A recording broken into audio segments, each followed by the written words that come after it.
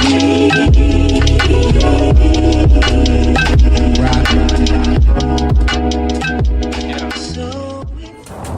afternoon, class. My name is Darren Graham, and this here is a documentary on the advantages and disadvantages of racial stereotypes and whether or not they're accurate. So let's begin. Dang it.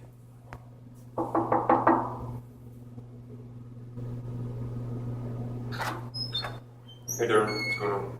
What's up, Jarrell? So, About to say today I am doing a documentary on the advantages and disadvantages of racial stereotypes.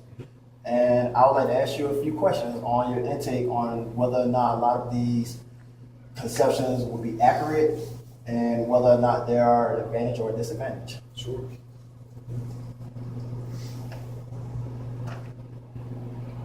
Okay.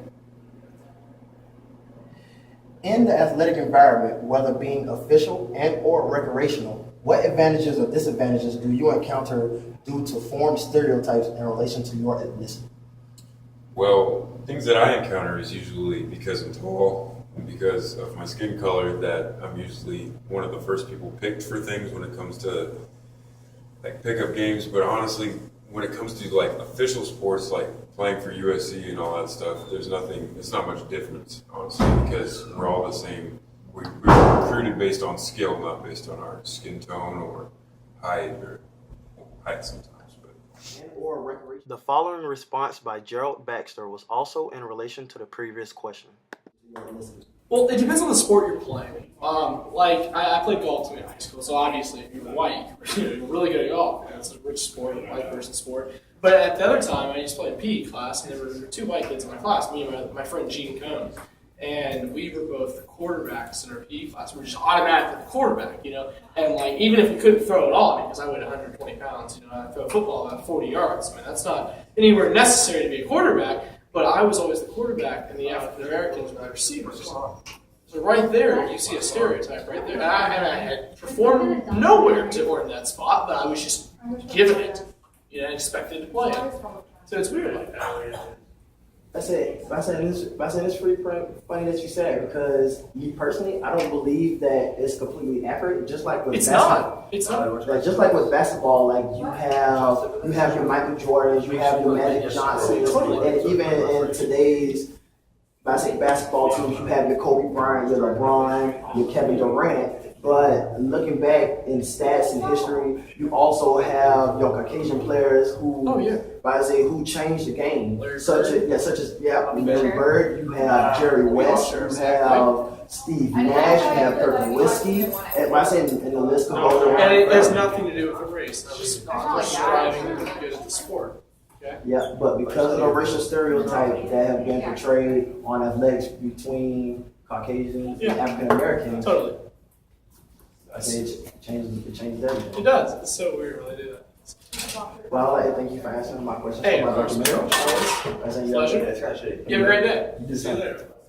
The following question was asked to all three participants. Within the academic environment, there have been many misconceptions about particular races, with such being but are not limited to African Americans and Hispanics. Do you agree with the conceptions that have been made?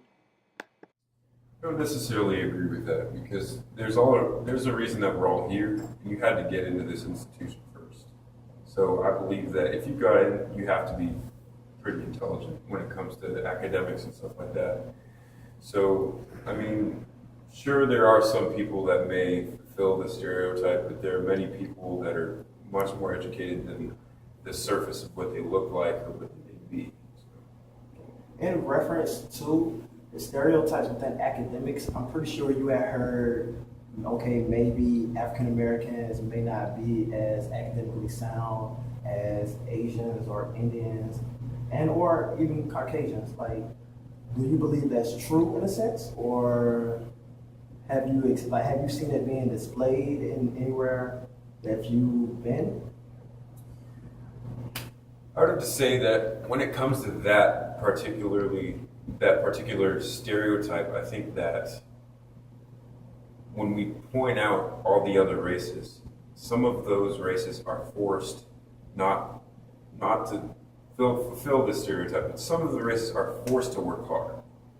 And they might not be as intelligent, but because of how hard they work, maybe why they're so successful. I believe that people that are African American that work hard, such as you, such as like Jamal, such as other people, Carlos, that work hard, they're going to be successful regardless, just because of how they work hard.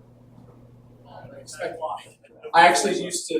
I have friends, and a lot of friends that are African American that would tutor me, and I don't understand why people give them so much bad credit. But in the end, like they are actually better at the subjects than I was.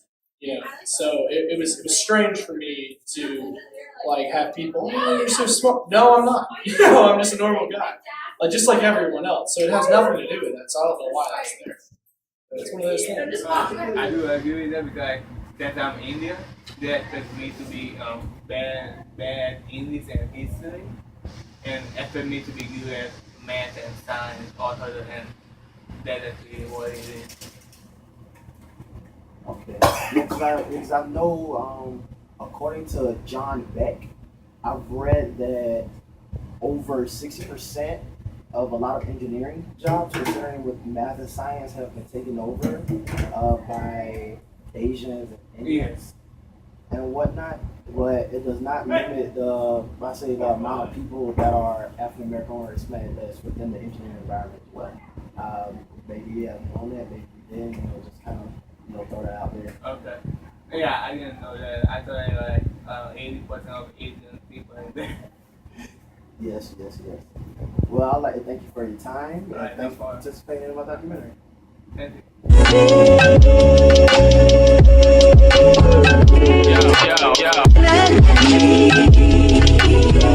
Yo.